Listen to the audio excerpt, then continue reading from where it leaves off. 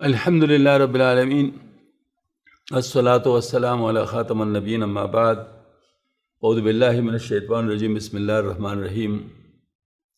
معزز خواتین و حضرات، آج منگل کا دن ہے۔ منگل کے دن ہمارے ہاں درس ہوتا ہے مثنوی شریف کا۔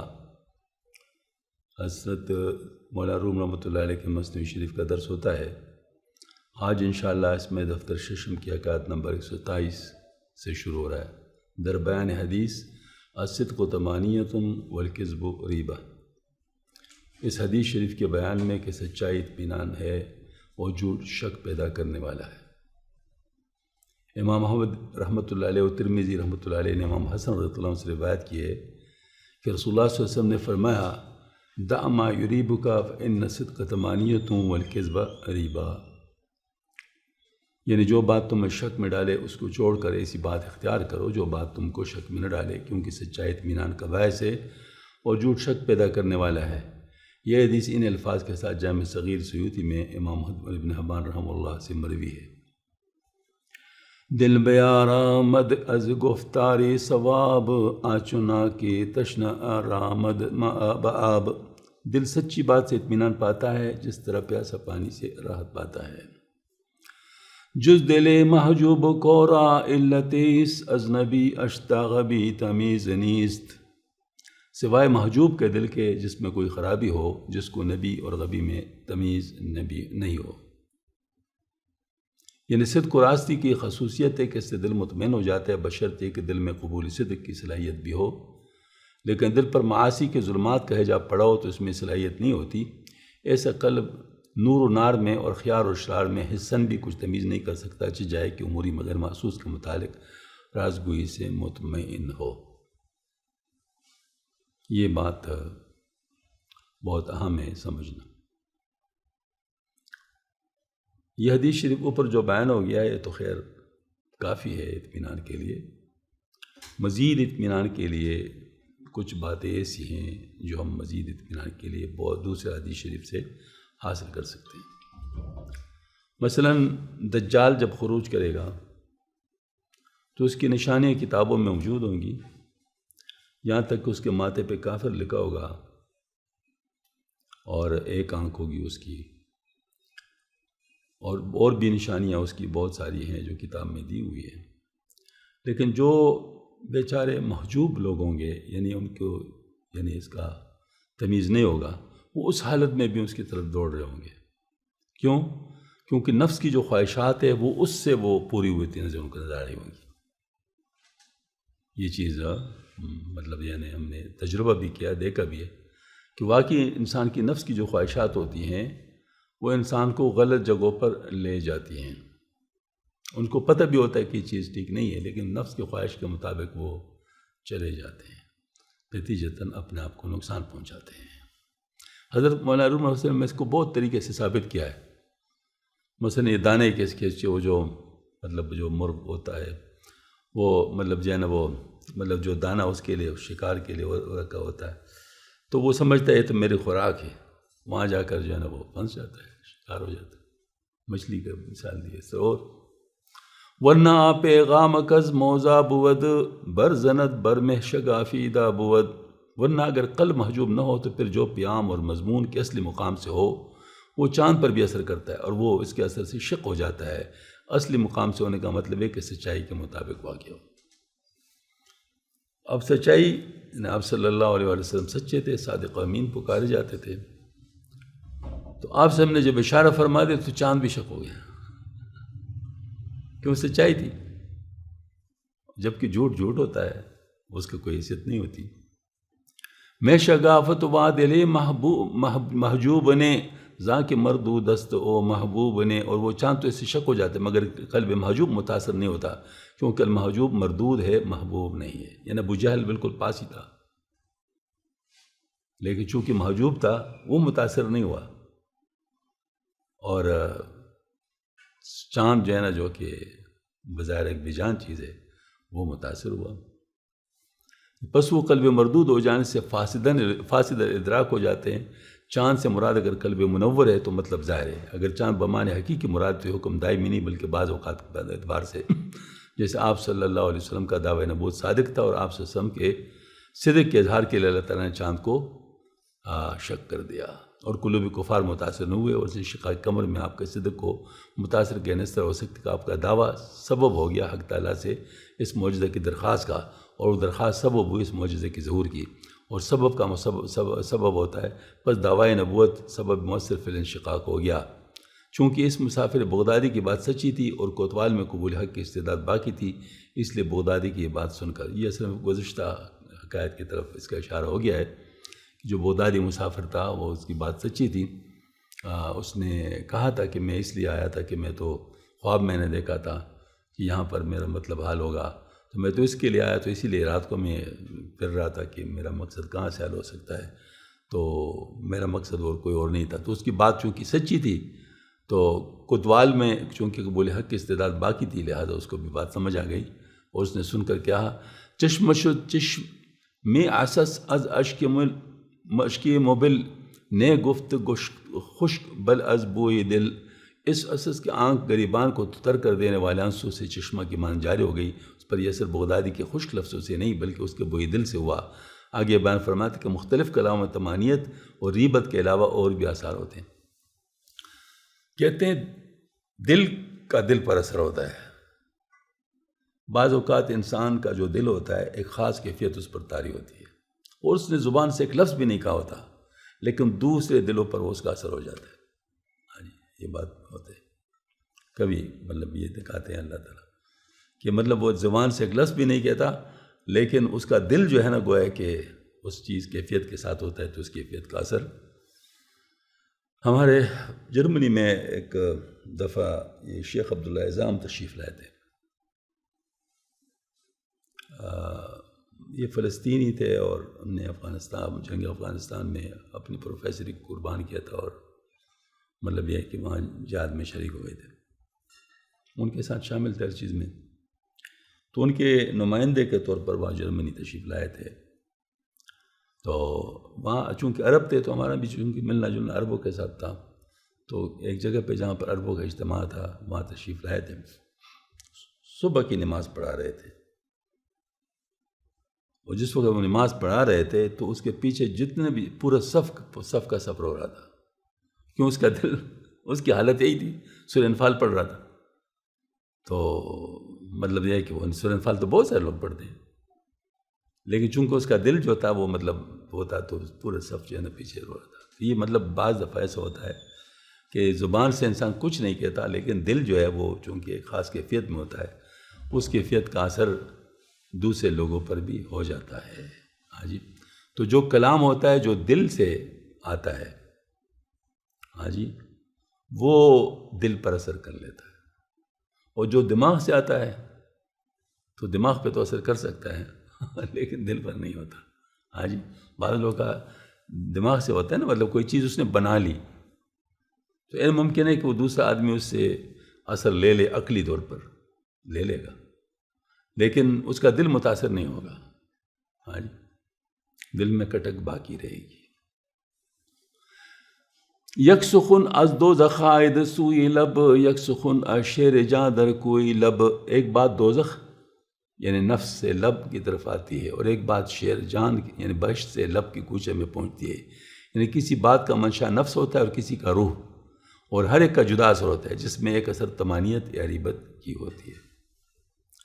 مطلب یہ ہے کہ ایک شخص سے جس کا تعلق روح کے طمانیت کے ساتھ ہے، یعنی جنت، کیونکہ ان کی جگہ پر جنت ہے، تو وہ بھی روح کو متاثر کرتی ہے۔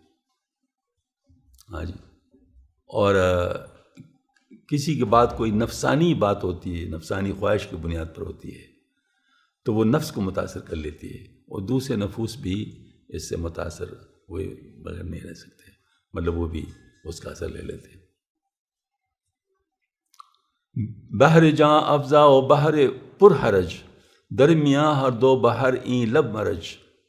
بس ایک کلام تو جس کا منشا روح ہے، گویا بحر جاں فضا کی طمانیت وغیرہ سر محمودہ کا مورد ہے، اور ایک کلام جس کا منشا نفس ہے، گویا بحر پر حرج ہے، اور ریبت وغیرہ سارے مجموعہ کا مورد ہے، اور ان دونوں بحروں کے درمیان یہ لب ان کے جاری ہونے کا مقام ہے۔ مطلب یہ کہ جو بات نفس کی طرف سے آ رہی ہے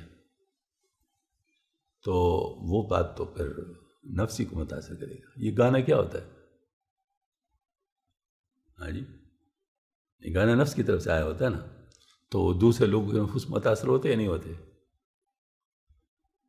میں آپ کو ایک واقعہ سناتا ہوں، یہ بالکل میرے سامنے کی بات ہے. مطلب یہ ہم ہاسٹل میں تھے، اور ہاسٹل میں یہ فری نائٹ کا ایک نظام بھی ہوتا ہے کہ سال میں ایک رات وہ ان کو دیتے ہیں، چلو جو کچھ کرنا چاہو تو کرو، چلو کود جو بھی ہو وہ کرو. تو وہ فری نائٹ تھی ہمارے ہاسٹل میں. تو جیسے لڑکوں کا نظام ہے آج کل، اس طرح ہی تھا. تو ان نے موسیقی والوں کو بلایا تھا، اور کوئی مطلب گانے والیاں بھی تھی، اور ساتھ یہ کہ ہارمونیم اور یہ اس پر تمام کا انتظام تھا. ہمارے ایک پروفیسر صاحب وہ بن گئے تھے، وہ کیا ہوتا ہے اسٹیٹ سیکریٹری بن گئے تھے. ہاں جی. اچھا خیر، ہمارے کسی ساتھی کا یعنی ہاسٹل فیلو کا کوئی ماموں تھا یا چچا تھا، جو بھی تھا، بڑی عمر کا تھا، وہ تشریف لائے تھے یعنی بطور مہمان. اس نائٹ میں مہمان تھے وہ. اب موسیقی کا شروع ہو گیا سلسلہ. تو جس وقت یہ گرم ہو گیا تو اس سے رہا نہیں گیا، اور یہ مطلب اچھل کے جا کے اسٹیج پہ پہنچ گیا اور ناچنے لگا. یہ بوڑھا آدمی ناچنے لگا، ناچ رہا تھا، حتیٰ کہ کچھ سفلی حرکات بھی شروع کی، جس پر وہ ڈوم بشرما گئے اور انہوں نے میوزک بند کر دیا. یہ پھر بھی ناچ رہا تھا. ہاں جی. تو لوگوں نے ان کو زبردستی اتار دیا، پھر پکڑ کے نیچے اتار دیا. اب دیکھیں یہ کیا چیز تھی. اس کے اندر یہ گند موجود تھا پہلے سے، لیکن کنٹرول تھا ماحول کی وجہ سے. ٹھیک ہے نا. اب ادھر سے تقاضا پیدا ہو گیا، ادھر سے انسپائر ہو گیا اور کچھ کنٹرول اپنے اوپر جتنا رکھ سکتے تھے رکھا، لیکن اخیر میں رہا نہیں گیا، اور جو اس کے اندر تھا وہ باہر آ گیا. ہاں جی. اور پھر لوگوں نے اس کا تماشا دیکھ لیا کہ کیا ہو گیا. اب یہ ایک عبرت کا معاملہ ہے، عبرت حاصل کرنے کا، کہ ہر انسان کے اندر جو شر ہوتا ہے وہ ماحول کی وجہ سے جو پوشیدہ ہوتا ہے اس کو پوشیدہ رکھنا چاہیے، اس کو ظاہر نہیں کرنا چاہیے. اصلاح کرنا چاہیے، لیکن کم از کم پوشیدہ تو رکھنا چاہیے تاکہ اور لوگ اس سے متاثر نہ ہوں. کیونکہ برائی جب ایک دفعہ ظاہر ہو جاتی ہے وہ پھر اس کے اثرات ختم نہیں ہوتے جلدی. مثلا اس کی عزت تو گئی نا، کیا وہ عزت دوبارہ وہ حاصل کر سکتا تھا؟ اس لڑکے کی عزت بھی چلے گئی جس کا وہ چچا تھا، ماموں تھا، جو بھی تھا، اس کی عزت بھی گئی. ہاں جی. صرف اس ماحول کی وجہ. تو چونکہ نفسانی چیز تھی گانا وغیرہ میوزک، یہ نفسانی چیز تھی. اب یہ بعض بیوقوف لوگ کہتے ہیں موسیقی روح کی غذا ہے. موسیقی روح کی نہیں، نفس کی غذا ہے. ذکر کی روح کی غذا تو ذکر ہے. ہاں جی. موسیقی تو روح کی غذا نہیں ہے. وہ جو ہے نا باقاعدہ یعنی اندر حدیث شریف میں آتا ہے نا کہ یہ جو موسیقی ہوتی ہے وہ دل کے اندر ایسے نفاق کو فروغ دیتا ہے جیسے پانی سے پودا مطلب وہ جو ہے نا وہ فروغ پاتا ہے، مطلب جو ہے نا وہ پھلتا ہے. ایسے مطلب جو ہے نا اس کے اندر جو نفاق ہوتا ہے وہ پھلتا ہے. تو اس کا مطلب یہ ہے کہ اگر ہم لوگ اپنے اندر کچھ گند رکھتے ہیں تو ایسی جگہوں پہ کم از کم نہیں جانا چاہیے جہاں اس کو فروغ ملے، کیونکہ گند ظاہر ہو جائے گا. پھر مطلب سوئی صحبت سے اب احتراز کرنا چاہیے، صحبت سو سے، کیونکہ وہ اس چیز کو مزید ملٹیپلائی کرے گا. نتیجہ یہ ہوگا کہ جو چیز ابھی تک چھپی ہوئی ہے وہ ظاہر ہو جائے گا. ہاں جی. یہ بعض لوگ ہوں گے، مثال کے طور پر ہمارے اسٹوڈنٹس جو ہوتے ہیں، اس میں یہ مسئلہ ہوتا ہے کہ اگر کسی ٹور وغیرہ پہ چلے جاتے ہیں تو بالکل صاف بات ہوتی ہے کہ جیسے ایک شیطانوں کی ٹولے کی ان کے ساتھ تشکیل ہو جاتی ہے، اور وہ کچھ کرتے ہیں جو انسان سوچ بھی نہیں سکتا کہ یہ کریں گے، ایسے کچھ حالات ان کے بن جاتے ہیں۔ وہ کیا وجہ ہوتی ہے؟ ان کے اندر وہ گند پہلے سے موجود ہوتا ہے، لیکن چونکہ دبا ہوتا ہے، اس کے لیے مواقع نہیں ہوتے، لہذا دبا ہوتا ہے، اور جیسے ان کے لیے مواقع بن جاتے ہیں بس وہ آ جاتے ہیں۔ پھر اس میں جو نسبتاً شریف لڑکے ہوتے ہیں، شریف لڑکے، وہ اس کا تاب نہیں لے آتے ہیں، وہ بھی ان کے ساتھ بہہ جاتے ہیں۔ جیسے مطلب پانی تیز ہو تو پھر مطلب سارے لوگ اس میں بہہ جاتے ہیں، تو اس طرح مطلب ماحول جب بن جاتا ہے تو اس میں اچھے اچھے لوگ بھی لڑک جاتے ہیں۔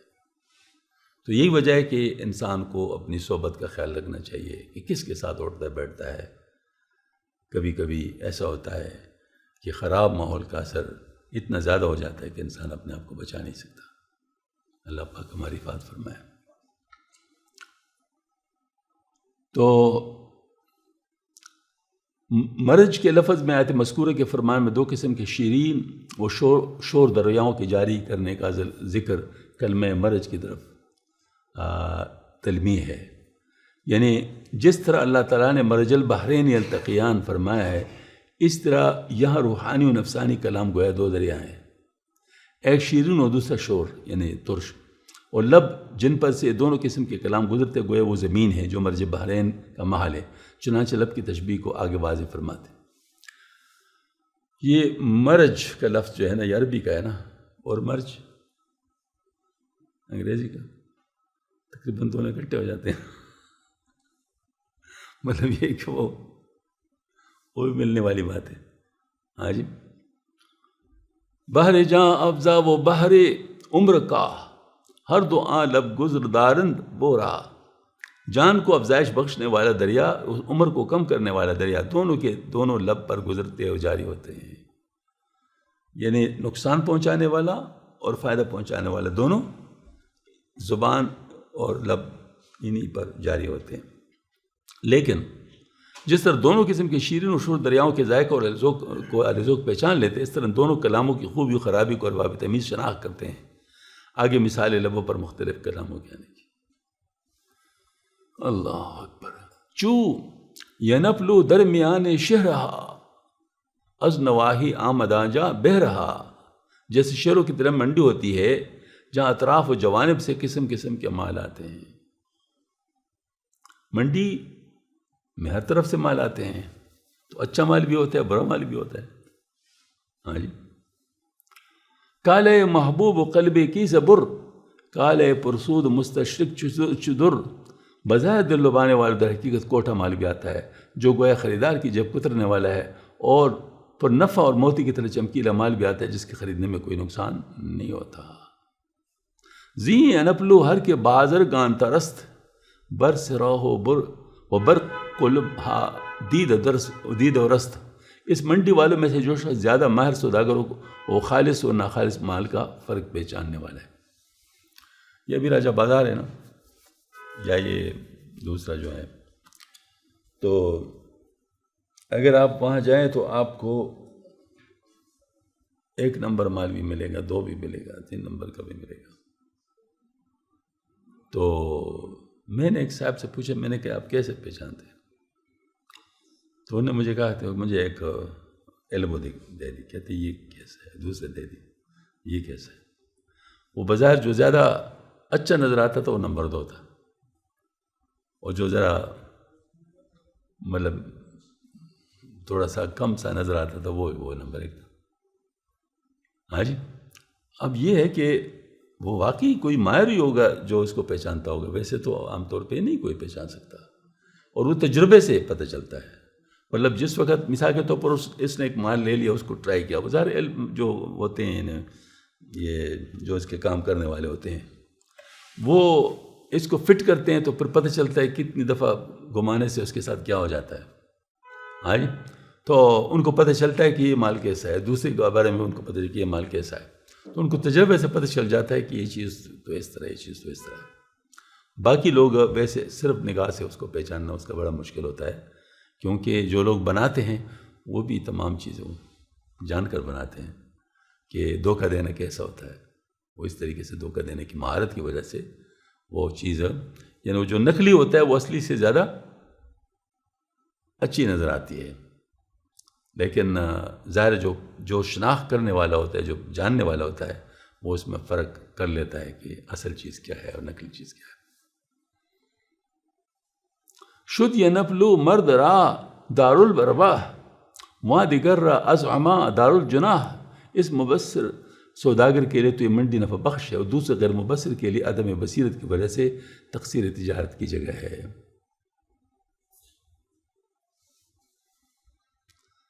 ہر رکے زجزائے عالم یک بیک، ہر غبی بندست بر استاد فک، اور مفید و مضر ہونا صرف کلام یا تجارت میں منحصر نہیں، بلکہ اجزائے عالم میں ہر چیز میں ایک ایک کر کی غبی کے لیے قید و گرفتاری ہے، اور ماہر کے لیے آزادی و کامیابی ہے۔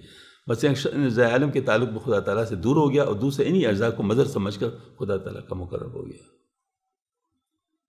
ہاں جی، مطلب یہ ہے کہ ایک ان پر شیفتہ ہو گیا، انہیں میں پنس گیا تو خدا سے دور ہو گیا، اور دوسرا شخص اس کو اللہ کی طرف سے سمجھ کر اللہ تعالیٰ کا شکر کرنے لگا، اور اس کو اللہ پاک کی مرضی کے مطابق استعمال کرنے لگا، تو اللہ پاک کا مقرب بن گیا۔ ہاں جی، یہ ہمارے اکثر میں بات عرض کرتا ہوں، یہ مری وغیرہ لوگ جاتے ہیں سیر کے لیے، تو جو ذاکر لوگ ہوتے ہیں جو پہلے سے انہوں نے ذکر کیا ہوتا ہے، اور ان کو جو ہے ماشاء اللہ ذکر کے ساتھ مناسبت ہوتی ہے، تو وہ جس وقت ان چیزوں پر، پہاڑوں پر اور درختوں پر اور چشموں پر اور اچھی چیزوں پر نظر رکھتے ہیں، تو ان کو سبحان اللہ زبان سے نکلتا ہے، سبحان اللہ کیا زبردست چیز ہے۔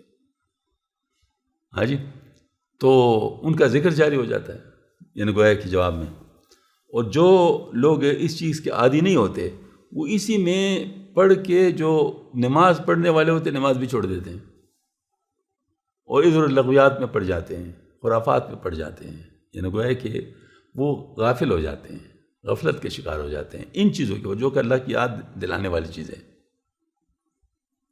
ہاں جی، تو اگر کسی نے کچھ ذکر وغیرہ کیا ہوتا ہے، کچھ عادی ہوتے ہیں، تو ان کو ان چیزوں سے بھی ذکر حاصل ہو جاتا ہے جو کہ بظاہر غفلت لانے والی چیزیں ہیں۔ ہاں جی، ان سے بھی ذکر حاصل ہو جاتا ہے۔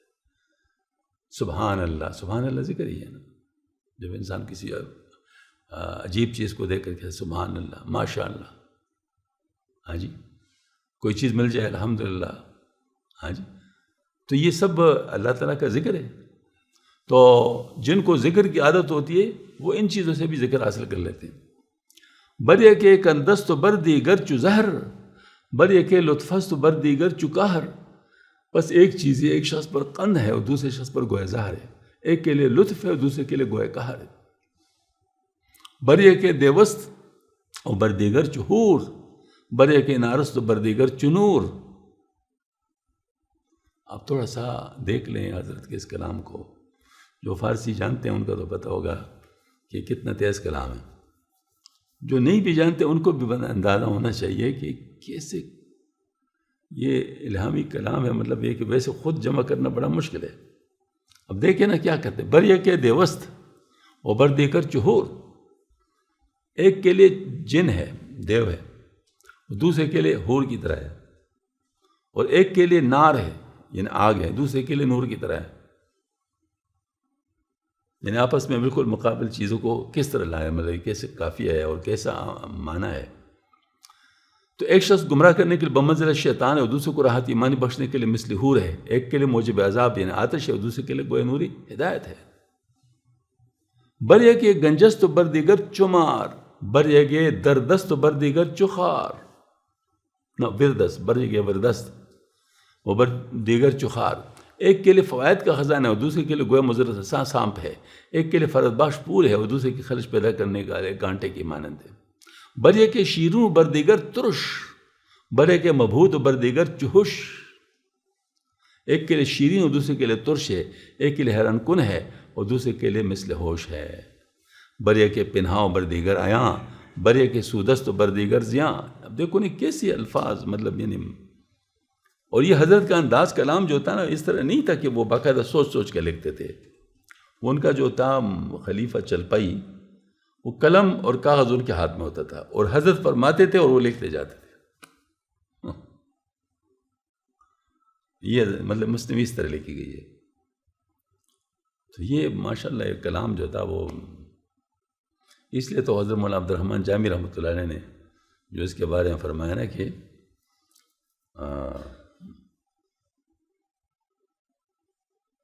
مثنوی مولوی مانوی ہست قرآن در زبان پہلوی. ہاں جی، مثنوی مولوی یعنی مولوی مولانا روم رحمۃ اللہ علیہ، یہ مانوی، یہ ایسے جیسے فارسی میں قرآن پاک کی تشریح. ہاں جی، تو یہ بات ہے کہ بہت عجیب کلام ہے. ایک پر پوشیدہ ہے دوسرے پر نمایاں، ایک کے لیے نفع بخش اور دوسرے کے لیے نقصان رساں. بر یک بندست و بر دیگر کشاد، بر یک دست و بر دیگر مراد. ایک پر رکاوٹ ہے اور دوسرے پر کشش، ایک پر قید اور دوسرے پر مراد مندی. بر یک خوش است و بر دیگر چنیش، بر یک بیگانہ بر دیگر چخیش. ایک پر شہد ہے اور دوسرے پر شہد کی مکھی کا ڈنگ، ایک کے لیے بیگانہ اور دوسرے کے لیے قربداری کے مانند. بر یک نقصست بر دیگر کمال، بر یک ہجرست بر دیگر وصال. ایک کے لیے نقص ہے اور دوسرے کے لیے کمال، ایک کے لیے ہجر اور دوسرے کے لیے وصال. بر یک روزست بر دیگر چشب، بر یک عیشست بر دیگر تعب. ایک کے لیے دن اور دوسرے کے لیے رات، ایک کے لیے اسود زندگی دوسرے کے لیے مشقت. بر یک محبوب بر دیگر عدو، بر یک راحست بر دیگر کدو. ایک کے لیے دوست ہے اور دوسرے کے لیے دشمن، ایک کے لیے شراب ہے اور دوسرے کے لیے خالی کدو. اگلے زمانے میں شراب کدو میں ڈال کر رکھتے تھے. تو اس کے لیے مطلب بر یک آبست بر دیگر چخوں، بر یک اعجاز بر دیگر فسوں. ایک پر پانی اور دوسرے پر خون کی طرح، ایک پر معجزہ اور دوسرے پر جادو. جیسے دریا نیل کا پانی کی پتیوں کے لیے خون بن گیا اور بنی اسرائیل کے لیے وہی پانی پانی ہوتا تھا. اور انبیاء علیہ السلام کا معجزہ مومن کی نظر میں معجزہ ہوتا ہے اور کافر اسے جادو ٹھہراتا تھا. بر یک حلوہ و بر دیگر چسم سم، بر یک سنگست و بر دیگر سنم. ایک پر حلوہ ہے دوسرے پر مثل زہر کے، ایک کے نزدیک پتھر ہے اور دوسرے کے لیے قابل پرستش بت ہے. بر یک جسمست و بر دیگر چروح، بر یک حفظست و بر دیگر فتوح. ایک پر جسم اور دوسرے پر مثل روح ہے، ایک پر بندش اور دوسرے پر کشادلی. بر یک تیرست و بر دیگر کماں، بر یک نانست و بر دیگر ثنا. ایک کے لیے تیر ہے جو آ کر اسے لگتا ہے، دوسرے کے لیے کمان ہے جسے وہ دوسرے کے تیر مارتا ہے. ایک کے لیے روٹی ہے جس سے اس کا پیٹ بھرتا ہے، دوسرے کے لیے نج ہے جس سے اس کا پیٹ پڑتا ہے. یعنی یہاں تک ایک ہی چیز کو کسی ایک شخص کے لیے مفید دوسرے کے لیے مضر ہونے کا ذکر بطور عموم و کلیت تھا. آگے اس کی چند خاص جزیات کا ذکر بطور مثال فرماتے ہیں. ہر جمع دے بانبی افسانہ گو، کعبہ با حاجی گواو نت کو جو. اس طرح ہر جہاں بے جان چیز عام آدمی کے لیے خاموش اور نبی کے ساتھ متکلم ہے. اس میں جماعت میں سے کعبہ بھی ہے کہ وہ قیامت کے روز حاجی کے لیے گواہ اور ناطق ہوگا، اور جن کو اس سے تعلق نہیں ان کے لیے شافع و ناطق نہیں ہوگا. بر مصلی مسجد آمد ہم گواہ، کہ ہمیں آمد بمن از دور راہ. اسی طرح مسجد بھی نمازی کے حق میں گواہ ہوگی کہ وہ دور راستے سے میری طرف آتا ہے، عطا بے نمازی کے لیے وہ گواہی نہیں دے گا. بر خلیل آتش بود ریحان ورد، لیک بر نمرود مرگست درد. اس طرح حضرت خلیل علیہ السلام پر آگ پھولوں کا باغ بنی ہے، لیکن وہی آگ نمرود کے لیے ابدی موت و عذاب کا باعث ہے. بارہا گفتیم ایرا اے حسن، میں نہ گردم از بیانش سیر من. اے اچھے مخاطب، ہم نے اس مضمون کو بارہا بیان کیا، مگر چونکہ اس کے بیان سے میں سیر نہیں ہوتا اس لیے اس کو بار بار بیان کرنے لگتا ہوں. ہاں جی، یعنی یہ بطور دفع خلل مقدر فرمایا. یعنی ممکن ہے کہ کوئی سوال کرے کہ مضمون تو پہلے گزر چکا ہے، چنانچہ اول میں بھی تفسیر آیت مرج البحرین کے ذریعے اس قسم کا مضمون گزر چکا ہے، لہٰذا جواب دے دے کہ تم کو بے رغبت کی وجہ سے مضمون کے تکرار سے تو ملال ہوتا ہے، لیکن میں اس سے سیر نہیں ہوتا. اس لیے مجھے تکرار برا معلوم نہیں ہوتا، بلکہ ہر مرتبہ اس کا تازہ لطف محسوس ہوتا ہے. چنانچہ تم کو جو چیزیں مرغوب ہیں تم ان کا تکرار بلا ملال کرتے ہو. واقعتاً علوم جو ہے یہ عجیب چیز ہے. ہمارے حضرت تھانوی رحمۃ اللہ فرماتے ہیں یہ لوگ جو ہے نا وجد میں آتے ہیں پتہ نہیں کن چیزوں سے. ہاں جی، تو وجد میں آنے والی تو چیزیں یہی ہے، یہ جو علوم ہے، یعنی وہ جو خصوصی علوم جو وارد ہوتے ہیں اس سے انسان کو وجد آنا چاہیے. یہ تو وجد کی چیزیں نہیں ہیں یہ جو نعرے وارے لگاتے. ہاں جی، تو مطلب یہ ہے کہ یہ بیش بہا علوم یہ جو آتے ہیں تو جو صاحب فن اور صاحب ادراک ہوتا ہے وہ اس سے بڑا لطف حاصل کرتا ہے، اور جو صاحب ادراک نہیں ہوتا اس کے اوپر ایک بوجھ سمائی ہوتا ہے، مطلب جو ہے نا وہ کہتے ہیں پتہ نہیں کیوں بار بار اس قسم کی چیزیں مطلب وہ کر رہے ہوتے ہیں، ان کو اس کا اثر محسوس نہیں ہوتا۔ یہ اصل میں بڑے لطیف پیرائے ہوتے ہیں، یعنی جو شاعری کی جو بات ہوتی ہے بڑی لطیف پیرائے ہوتے ہیں اور بڑی لطافت کے ساتھ انسان کے دل پہ اثر کرتا ہے، مطلب یہ لطیف چیزیں ہوتی ہیں۔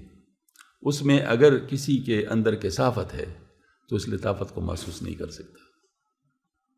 جو صاحب ذوق ہوتے ہیں، ذوق بھی تو ایک لطیف چیز ہے نا، ہاں جو صاحب ذوق ہوتے ہیں ان تک وہ بات پہنچ جاتی ہے، وہ ماشاءاللہ اس سے بہت اثر لے لیتے ہیں، اور جو 2 گھنٹے کے بیان سے اثر کسی کا نہیں مطلب ہوتا اثر، وہ صرف ایک شعر سے اس کا اثر لے لیتے ہیں، ان کو ماشاءاللہ میسج پہنچ جاتا ہے۔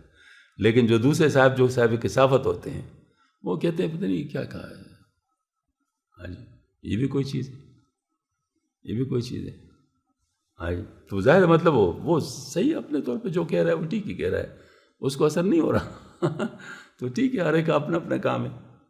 بارہا خوردی تنانو دفع زول ای ہمانا نست چور نبوی ملول، تم بھوک کی پرمجدگی دور کرنے کے لیے بار بار روٹی کھاتے ہو، یہ وہی روٹی جو روز کھاتے ہو، پھر اس سے ملول کیوں نہیں ہوتے؟ یعنی تم بھی تو روٹی روزانہ کھاتے ہو نا، تو پھر گو روزی میں مجھے روٹی کھانی ہوتی ہے، یہ کیا بات ہے؟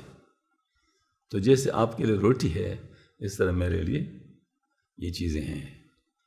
در تو جوائے میرا صد نوز اعتدال کہ ہمیں سوزد از تخمہ و تخمہ وہ ملال، اس کی وجہ کہ تمہارے اندر اعتدال مزاج کی بدولت ایک تازہ بھوک پیدا ہو جاتی ہے، جس کے سبب سے وہ بدہضمی اور سیری جو بار بار وہی کھانا کھانے پہ پیدا ہونی ممکن تھی فنا ہوتی رہتی ہے۔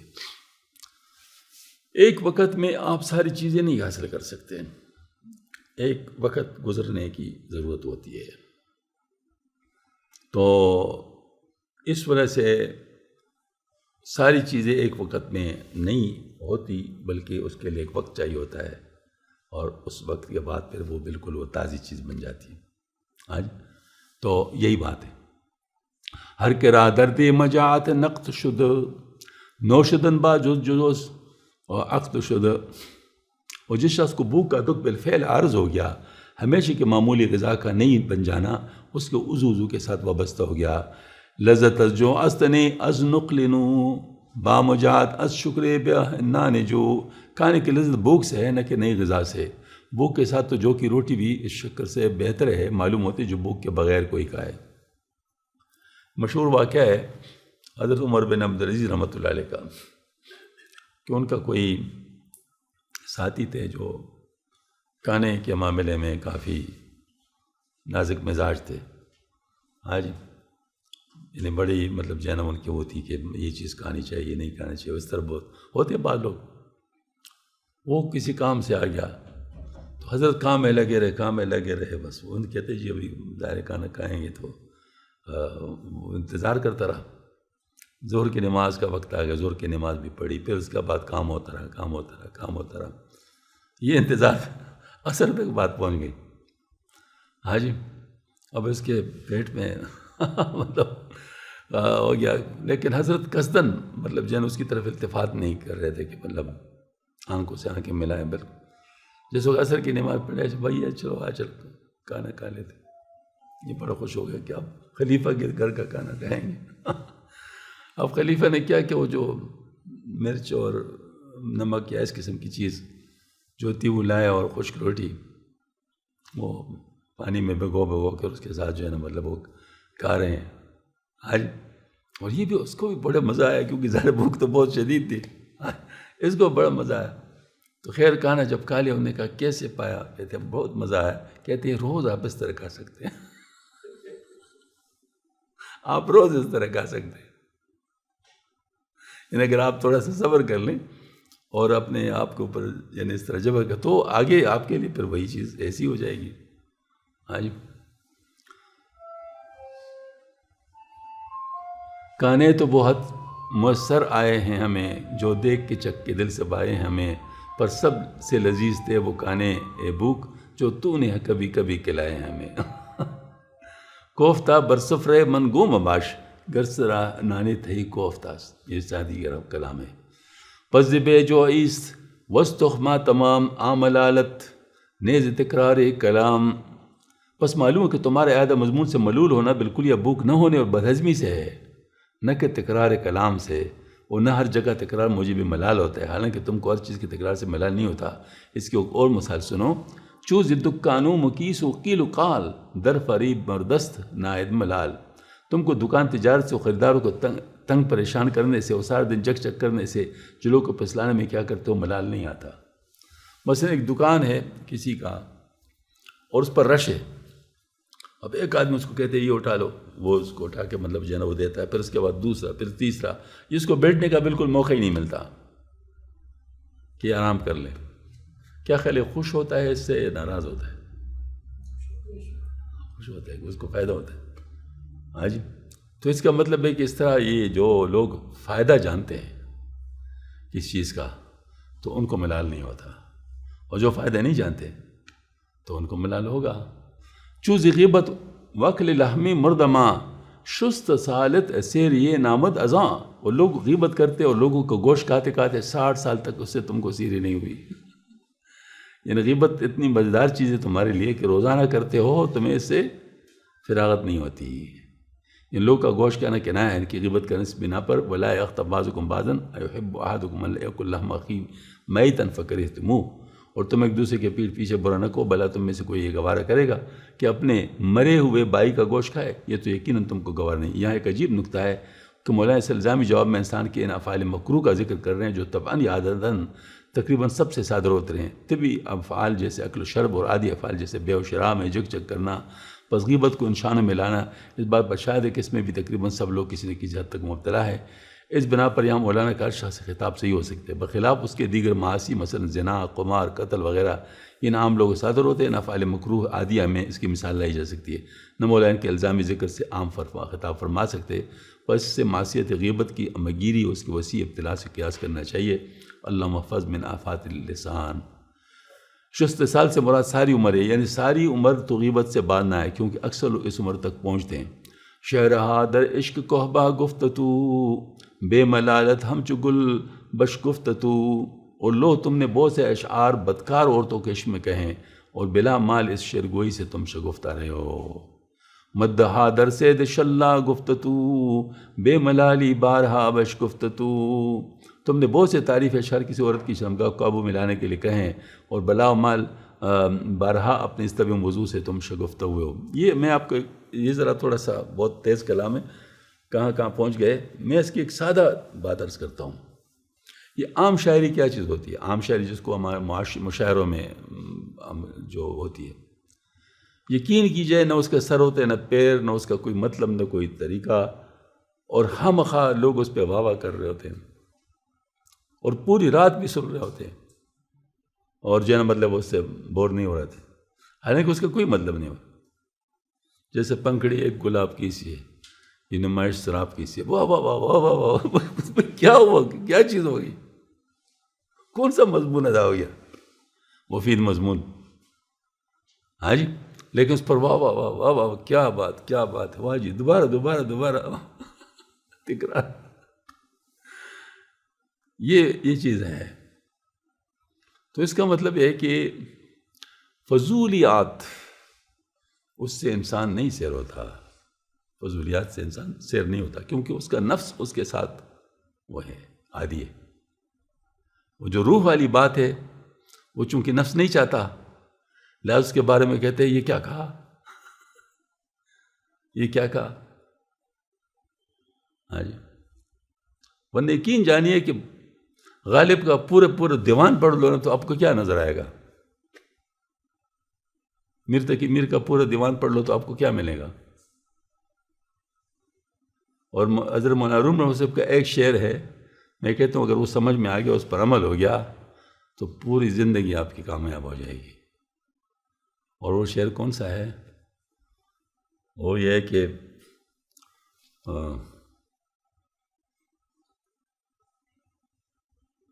جس میں کہتے ہیں نا کہ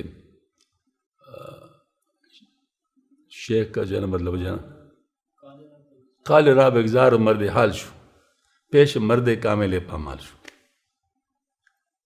یعنی قال یہ تم جو باتیں کر رہے ہو نا کچھ تھوڑا سا روک دو، اس کو روک دو، مرد حال بن جاؤ،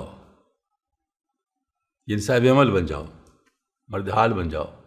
اس کے لیے کیا کرو؟ پیش مرد کامل پامال شو، ایک مرد کامل کے سامنے اپنے آپ کو جھکا دو۔ اب دیکھیں یعنی اس کا مضمون اس کی طرف جائے تو آدمی کہاں سے کہاں پہنچ جاتا ہے۔ خود اصل میں ایسا گزرے ہے نا ان حالات سے، تبھی تو نئی باتیں کی ہے۔ یہ شمس تبریز رحمۃ اللہ علیہ یہ سیاح تھے، کبھی ادھر کبھی ادھر، اس کا کوئی ایک مسکن ایک جگہ نہیں ہوتا تھا۔ تو یہ بیٹھے ہوئے حضرت مولانا روم رحمۃ اللہ علیہ تحقیق کر رہے ہیں، لکھ رہے ہیں ماشاءاللہ، پورا ایک ظاہر تحقیقی نظام تھا ان کا، پورا مفتی تھے، اپنا کچھ لکھ رہے ہیں۔ اتنے میں شمس تبریز رحمۃ اللہ علیہ ان کی تشکیل ہو گئی تھی ان کی طرف، تو ان سے کہا کہ مولی یہ کیا چیز ہے؟ جو لکھ رہے تھے کتابیں جو تھی، یہ کیا چیز ہے؟ انہوں نے کہا یہ قالس تو نہیں شناسی، یہ قال ہے جس کو تو نہیں جانتا۔ ہاں جی، اچھا۔ انہوں نے اس طرح اور سے دیکھا، اس میں آگ لگ گئی۔ ابھی پیچھے ہٹ گئے ڈر کے مارے کہ بھئی آگ لگ گئی تو حضرت تشریف لایا اور اس کو جو ہے نا اٹھا کے پانی میں ڈالنے لگے، وہ نہر تھا جو بھی تھا اس میں ڈالنے لگے۔ انہوں نے کہا خدا کے بندے کیا تو نے میرے عمر پر کی جو ہے نا وہ سرمایہ تو نے تباہ کر دیا۔ کہ اچھا یہ تھا سارا علم آپ کا، چلو ٹھیک ہے واپس لاتے ہیں۔ نیچے نہر میں کود کے وہ جو ہے نا مطلب اس کو اٹھا رہے ہیں، پانی سے نکال کے اس کو گرد جاڑ کر دے رہے ہیں، اس سے گرد اڑ رہا ہے۔ اب مولوی صاحب حیران کہ یہ کیا ہو رہا ہے؟ ان کے یہ چیز یہ کیا ہے؟ انہوں نے کہا یہ حالس تو نمی شناسی، یہ حال ہے جس کو تو نہیں جانتا۔ جواب قال کا جواب حال سے دے دیا، یہ حالس تو نمی شناسی، تو نہیں جانتا۔ معاملہ ایک ہو گیا۔ اب پہلے چوٹ تو لگ گئی، حیرت کے شکار ہو گئے، لیکن کوئی مطلب سمجھ میں نہیں آیا۔ اب دوسری دفعہ حضرت ایک ایسے حال وقت میں تشریف لائے جب حضرت کہیں جا رہے تھے، جلوس کی شکل میں لوگ رخصت کر رہے تھے، ظاہر بہت بڑے آدمی تھے، تو وہ جا رہے ہیں تو گھوڑے پہ بیٹھے ہوئے ہیں، تو اچانک شمس تبریز رحمۃ اللہ وہ لوگوں سے کہ اس سے نکل کے ان کا باغ پکڑے، وہ کہتے ہیں مولوی جانے سے پہلے ایک بات کا جواب دو۔ انہوں نے کہا کہ کیا سوال ہے؟ ان کے بتاؤ، ایک آدمی کہتا ہے سبحانی معظم شانی، یہ پاک ہو اور میرے شان بڑی ہے، اور ایک کہتا ہے کہ میں نے تیرے ثنا کا حق ادا نہیں کیا، کون بڑا ہے؟ عجیب سوال تھا، تحقیقی سوال تھا۔ انہوں نے کہا دوسرا بڑا ہے۔ کہتے دوسرا کیسے بڑا ہے؟ انہوں نے کہا پہلے کا صرف چھوٹا تھا، توڑے میں ہی ہو گیا، ہاں جی، اور دوسرے کا ظرف بہت بڑا ہے، وہ بہت کچھ ملنے پر بھی ابھی تشنگی ہے، کیونکہ دوسرا کول اب سے سمجھا تھا نا، اور پہلا باجید بستامی رحمۃ اللہ علیہ کا تھا۔ یہ پہلے دوسرے تو حدیث ہے نا، مطلب جس میں کہتے ہیں کہ میں نے تیرے ثنا کا حق ادا نہیں کیا،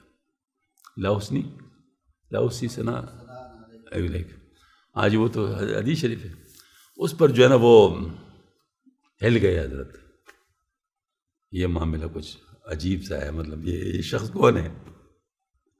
اب حولیہ پہچانتے تھے، لوگوں کو دوڑا دیا کہ ان کو تلاش کرو، یہ کہاں ہے، یہ کہاں ہے، وہی ڈھونڈو اس کو، تو مل نہیں رہے تھے کیوں سیاح تھے۔ خیر ایک جگہ کسی نے بتا دیا کہ فلاں جگہ ہے آج، تو یہ دوڑے وہاں پہنچ گئے، جا کر ہی فوراً پیروں پہ پڑ گئے کہ حضرت مجھے اپنے فرزندی میں لے لیں۔ تو میں جا مولوی، میں رند ہوں اور تو مولوی ہے، ان دونوں کا آپس میں کوئی جوڑ نہیں ہوتا، تو میرے ساتھ نہیں ٹھہر سکتا، جا اپنا کام کرو۔ اب جتنا وہ روکے اتنا وہ بچتا جائے۔ آخر میں کیا ہوا؟ آخر میں انہوں نے کہا اچھا ٹھیک ہے، پھر مولوی امتحان دینے کے لیے تیار ہو جاؤ، کہ بجائے فرمائے تو اچھا میرے لیے شراب لے آؤ۔ اب حیران ہو گئے مولوی صاحب، شراب کیسے لائے؟ ہاں جی، خیر کہیں دور جا کے شراب خانے سے چادر اوڑے، بوتل اٹھائی کندھے میں، مطلب جو بغل میں رکھ کے چادر اوڑی ہے، آ رہے ہیں۔ اب وہ انتظام تو سارا اللہ کا تھا، ٹوکر لگی، بوتل نیچے گر گئی، لوگوں نے دیکھ لیا، او مولوی شراب پیتے ہیں۔ اب مولوی پیر آگے اور لوگ پیچھے، دوڑ رہے، اس وقت مولوی جوان تھے، ہاں جی، حتیٰ کہ ایسی حالت میں ہو گیا کہ بس وہ جنگل میں پہنچ گئے، جنگل میں آگے پیچھے ہو گئے، لوگوں سے محفوظ ہو گئے، تو اطمینان کا سانس لے لیا کہ ہم لوگ نہیں پہنچ سکتے۔ تو جیسے اطمینان کا سانس لیے تو سامنے حضرت تشریف لا رہے، آؤ بیٹھا، یہی سارا کام اسی کے لیے تھا، اب تو کہاں نہیں، کہیں نہیں جائے گا۔ 2 سال کے لیے اپنے ساتھ رکھا، اور 2 سال میں جو دینا تو دے گے۔ یہ حالت تھی حضرت کی۔ تو وہ بات تو بالکل صحیح فرما رہے تھے نا، قال را بگزار مرد حال شو پیش مرد کا میرے پامال شو۔ اپنی پوری زندگی کا ایک پورا سبق انہوں نے ایک شعر کے اندر بیان فرمایا ہے۔ تو یہ بات ہے کہ اگر کوئی شخص ایسے کلام ان سے مستفید ہونا چاہے تو اس کے لیے ذوق بھی وہی بنانا چاہیے، بغیر ذوق کے اس کو حاصل نہیں کیا جا سکتا۔ بار آخر گویش سے سوزاں و چست، گرم تر صدبار از بار نخست۔ پھر دوسری بار وہی مدی اشعار اور زیادہ پرسوز و چست کہتے ہو، اور پہلی بار سے 100 گنا سرگرم ہو کر کہتے ہو۔ ان غزل گوئی کا ابتلا بھی ان لوگوں میں عام دیکھا ہے جن کی طبیعتوں میں حسن پسندی کے ساتھ موزونیت کلام کا عمل کا جمع ہو، حتیٰ کہ بعض علم اور باب تقویٰ مطالعہ معلوم کو آخر عمر متنبع ہو کر اپنے عہد شباب کے ان مشاغل سے گویا عہد جاہلیت کے اعمال استغفار کی غزلیات کے دیوان کو تلف کر دیا۔ وہ لیجئے بعض حضرات نے مطلب جن کو پتہ چل گیا بھئی یہ بھی تو ایک نفس کی ایک پورا ایک جال ہے، مطلب جس میں انسان پھنس جاتا ہے۔ درد داروی کوہن رانو کند، درد ہر شاخ ملولی خو کند۔ مرض پرانی دوا کو جدید بنا دیتا ہے، مرض ملال کی ہر شاخ کو قطع کر دیتا ہے۔ یہ مریض کو جس دوا سے فائدہ محسوس ہو، خواہ وہ کوئی ناگوار جوشاندہ ہو یا تلخ یا تیز مکسچر ہو یا بدمزہ معجون ہو، اس کے کھانے پینے سے کبھی ملول نہیں ہوتا۔ تو گویا بیماری نے اس کا ملال دور کر دیا، اگر بیماری نہ ہوتی تو کبھی ان چیزوں کی طرف دیکھنا بھی گوارا نہ کرتا۔ آگے مولانا مرض ظاہر سے درد باطن کے ذکر کی طرف انتقال فرماتے ہیں۔ ظاہر مرض میں تو علاج سے ملال نہ تھا، یہاں خود درد سے ملال نہیں اور علاج کی پرواہ نہیں۔ اب میں آپ کو ایک واقعہ سناتا ہوں۔ میری بھی شاعری کے ساتھ کچھ تو ہے، تھوڑا سا تعلق تو ہے، رہا ہے اور بچپن سے رہا ہے۔ تو ظاہر بچپن میں انسان کے جس طرح جذبات ہوتے ہیں اس طرح اشعار بھی تھے۔ تو کسی نے مجھے کہا، اور عالم تھے، عام آدمی نہیں تھے، وہ عالم تھے، تو میں نے اس سے پوچھا، میں نے کہا اس کے ساتھ کیا کروں؟ تو انہوں نے کہا کہ اس کو جلا ڈالیں، کیونکہ یہ سام کی طرح ہے، کسی وقت بھی ڈس سکتے۔ تو میں نے اس بات پہ عمل کر لیا اور میں نے اپنا کلام خود جلا ڈالا۔ ہاں جی، جلا ڈالا، اور کافی عرصہ گزر گیا، پشاور یونیورسٹی پہنچ گیا، وہاں حضرت کی صحبت میں پہنچ گئے۔ ایک دفعہ مجھے پھر تھوڑا سا شوق ہو گیا، تو میں نے کچھ کلام لکھا، ان میں ایک نعت شریف تھی اور ایک کوئی کلام تھا۔ تو میں نے ارادہ کیا کہ میں حضرت کو سناؤں گا۔ سردی کے دن تھے، چادر اوڑی ہوئی تھی، بغل میں کاپی تھی کہ حضرت کو میں سناؤں گا۔ سامنے بیٹھا تھا کہ حضرت نے مجھ سے پوچھا، شبیر تم کچھ سناتے بھی ہو؟ میں نے کہا جی ہاں، کبھی کبھی، اگر کچھ ہو تو سنا دینا۔ ہاں جی، اب حکم ہوا اور میں چاہتا بھی ہی تھا، تو میں نے کاپی نکال لی اور میں نے سنا دی۔ حضرت بہت خوش ہوئے، بڑی دعائیں تھیں، بہت دعائیں۔ فرمایا اللہ پاک آپ سے اچھا کہلوائے، یہ دعا فرمائی۔ پھر اس وقت میں نے حضرت سے عرض کیا کہ حضرت میں نے تو اپنا کلام خود جلا ڈالا ہے، تو حضرت بہت پریشان ہوئے، اور میں یہ کیا تو نے مجھ سے پوچھا تھا، پوچھ کر کام کرتے ہیں، اچھی چیزیں بھی اس میں ہوتی ہیں، تو ان اچھی چیزوں کو تو تلف نہیں کرنا چاہیے۔ اب یہ ذوق کی بات ہے، اس عالم کا ذوق کیا تھا؟ جلا ڈالو، وہ بھی حق پہ تھے، ظاہر ہے ان کا اپنا تجربہ، اپنا عقل، اپنے نظام، اپنا جو بھی تھا، بہت ماشاءاللہ انہوں نے بڑا اچھا صحیح مشورہ دیا تھا اپنے حال کے مطابق، لیکن مولانا صاحب کا ذوق اپنا تھا۔ تو حضرت اس پہ پریشان ہوئے، کہتے ہیں آپ نے کیا کیا، آپ نے مجھے دکھانا تھا، اس میں اچھی چیزیں بھی ہوتی ہیں۔ تو مجھے فرمایا کہ اس طرح نہ کرو۔ تو اس کے بعد پھر الحمدللہ حضرت کی دعا کی برکت سے الحمدللہ، اللہ کا شکر ہے کہ اللہ نے جو کچھ کہلوایا الحمدللہ حضرت کی برکت تھی۔ تو اسی طرح جو کلام ہے وہ میں آپ کو کچھ سناتا ہوں وہ نفس کے بارے میں، تاکہ معلوم ہو جائے کہ اصل میں یہ کلام کس لیے ہوتا ہے، مطلب یہ گپ شپ کے لیے چیزیں نہیں ہیں، بلکہ اصل چیز کو حاصل کرنے کے لیے ہے۔ عنوان ہے نفس کی کارگزاری۔ حضرت والا فرماتے ہیں، میرا نفس اس سے مجھ کو تو کبھی ملنے نہیں دیتا، میرا نفس اس سے مجھ کو تو کبھی ملنے نہیں دیتا، جو شیطان ہے مجھے اللہ کا بننے نہیں دیتا، جو شیطان ہے مجھے اللہ کا بننے نہیں دیتا۔ اگر میں بات اس کی مان لوں تو اور وہ مانگے، اگر میں بات اس کی مان لوں تو اور وہ مانگے، کسی ایک بات پہ مجھ کو کبھی ٹکنے نہیں دیتا، کسی ایک بات پہ مجھ کو کبھی ٹکنے نہیں دیتا، میرا نفس اس سے مجھ کو تو کبھی ملنے نہیں دیتا، جو شیطان ہے مجھے اللہ کا بننے نہیں دیتا۔ مگر خوبی جو اس میں ہے کہ مانے جبر سے بھی یہ، مگر خوبی جو اس میں ہے کہ مانے جبر سے بھی یہ، ہلاؤ اس کو ہل جائے گو یوں ہلنے نہیں دیتا، ہلاؤ اس کو ہل جائے گو یوں ہلنے نہیں دیتا، میرا نفس اس سے مجھ کو تو کبھی ملنے نہیں دیتا، جو شیطان ہے مجھے اللہ کا بننے نہیں دیتا۔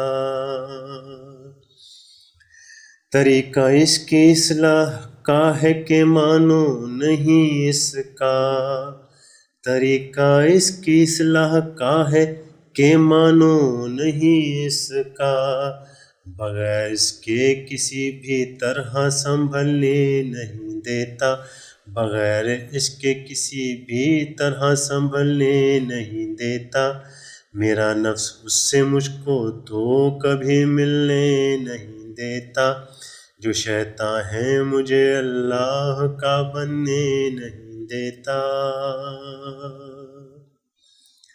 کوئی ہو رہنما اپنا جو گر اصلاح کا جانتا ہو، کوئی ہو رہنما اپنا جو گر اصلاح کا جانتا ہو، کرائے اس سے جو ہم کو کبھی کرنے نہیں دیتا، کرائے اس سے جو ہم کو کبھی کرنے نہیں دیتا، میرا نفس اس سے مجھ کو تو کبھی ملنے نہیں دیتا، جو شیطان ہے مجھے اللہ کا بننے نہیں دیتا۔ دل اپنا بھی منور ہو کے راستہ جان لے اپنا، دل اپنا بھی منور ہو کے راستہ جان لے اپنا، کہ ہرگز حق کو گندا دل کبھی پڑھنے نہیں دیتا، کہ ہرگز حق کو گندا دل کبھی پڑھنے نہیں دیتا، میرا نفس اس سے مجھ کو تو کبھی ملنے نہیں دیتا، جو شیطان ہے مجھے اللہ کا بننے نہیں دیتا۔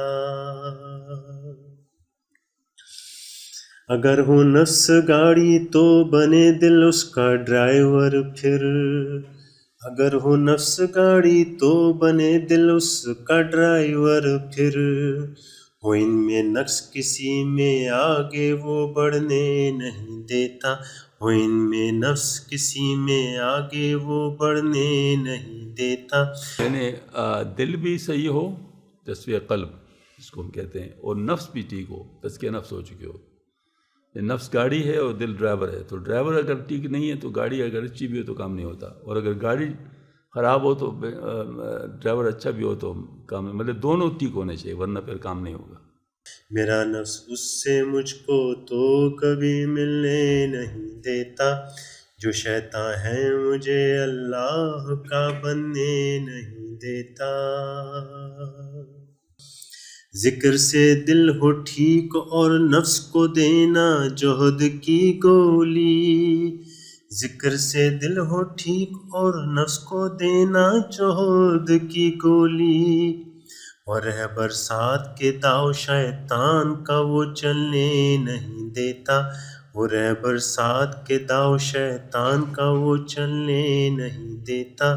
میرا نفس اس سے مجھ کو تو کبھی ملنے نہیں دیتا، جو شیطان ہے مجھے اللہ کا بننے نہیں دیتا۔ چراگاہیں وہ جنت کی ملے ہم کو چریں ان میں، چراگاہیں وہ جنت کی ملے ہم کو چریں ان میں، مگر شیطان کبھی بھی مکر سے چرنے نہیں دیتا، مگر شیطان کبھی بھی مکر سے چرنے نہیں دیتا۔ یہ ذکر کے جو مجالس ہیں یہ اصل میں فرماتے ہیں کہ وہ ہیں جنت کی چراگاہیں ہیں، تو مختلف بہانوں سے مطلب جو ہے نا وہ اس سے لوگوں کو روکا جاتا ہے، او یہ ہو جائے گا، یہ ہو جائے گا، یہ ہو جائے گا، حالانکہ یہی تو بچت کی جگہ ہے۔ میرا نفس اس سے مجھ کو تو کبھی ملنے نہیں دیتا، جو شیطان ہے مجھے اللہ کا بننے نہیں دیتا۔ جو شرح بڑھ رہا ہے خوب رکاوٹ خیر کے واسطے ہے، جو شرح بڑھ رہا ہے خوب رکاوٹ خیر کے واسطے ہے، خدا سے ہم کو وہ ظالم کبھی ڈرنے نہیں دیتا، خدا سے ہم کو وہ ظالم کبھی ڈرنے نہیں دیتا۔ میرا نفس اس سے مجھ کو تو کبھی ملنے نہیں دیتا، جو شیطان ہے مجھے اللہ کا بننے نہیں دیتا۔ سبحان اللہ۔ کریمی کا مقدر ہے کھلا رب کا کرے توبہ، کریمی کا مقدر ہے کھلا رب کا کرے توبہ، کہ مایوسی کا کوئی لفظ وہ سننے نہیں دیتا، کہ مایوسی کا کوئی لفظ وہ سننے نہیں دیتا۔ میرا نفس اس سے مجھ کو تو کبھی ملنے نہیں دیتا، جو شیطان ہے مجھے اللہ کا بننے نہیں دیتا۔ آخری شعر میں حضرت والا فرماتے ہیں، شبیر پھر فضل رب کا ہو تو مقصد پورا ہو جائے، شبیر پھر فضل رب کا ہو تو مقصد پورا ہو جائے، شبیر پھر فضل رب کا ہو تو مقصد پورا ہو جائے، کبھی شیطان جو دال اپنی ہے وہ گلنے نہیں دیتا، کبھی شیطان۔ یہ بہت عجیب بات ہے یہ جو آئی ہے وہ یہ ہے کہ انسان ابتدا میں نہیں چاہتا ہے راستہ، تو اس کے لیے کچھ ذکر اذکار کر کے انسان کو شوق حاصل ہوتا ہے اور وہ اس سلوک کے راستے پہ چلنے کے لیے تیار ہو جاتا ہے۔ اب سلوک کیا ہے؟ ظاہر ایک نفس کے خلاف چلنا ہے، تو ظاہر وہ ایک مشکل کام ہے، تو اس سے وہ پہلے والا جو شوق ہے وہ کام آ جاتا ہے اور اس پہ چلنا شروع کر لیتے ہیں۔ لیکن شیطان چونکہ ساتھ ہوتا ہے تو نفس کی چیزوں کو استعمال کر کے مختلف رکاوٹیں کھڑی کرتا ہے۔ ایک کو ٹھیک کرو گے دوسرا خراب، دوسرے کو ٹھیک کرو تیسرا خراب، تیسرے کو ٹھیک 14 خراب. وہ کچھ جیسے مینڈکوں کو تولنا ہوتا ہے، مطلب ظاہر ہے وہ کنٹرول کرنا بڑا مشکل ہوتا ہے. اس وقت والذین جاہدوا فینا لنہدینہم سبلنا یہ کام آ جاتا ہے کہ جو کوشش کرتا ہے، محنت کرتا ہے، تو اللہ اس کی قدر فرما کر، اس کو قبول فرما کر اس کا کام کروا دیتا ہے. یہ ہے وہ جس کو عام طور پر ہم کہتے ہیں جذب وہابی، یعنی اللہ جل شانہ پھر اس کو کھینچتے ہیں اپنی طرف اور قبول فرماتے ہیں. تو وہ جو سالوں مطلب ہزاروں سال کا جو راستہ ہوتا ہے وہ آن کی آن میں طے کرا دیتا ہے، جو ویسے انسان اپنے عمل سے طے نہیں کر سکتا، لیکن اللہ پاک کی مدد سے وہ ہزاروں سال کا جو راستہ ہوتا ہے وہ آن کے آن میں طے ہو جاتا ہے اور اللہ جل شانہ اس کام کو پورا کروا دے. جتنے بھی لوگوں کی تکمیل ہوئی ہے اللہ کے فضل سے ہوئی ہے.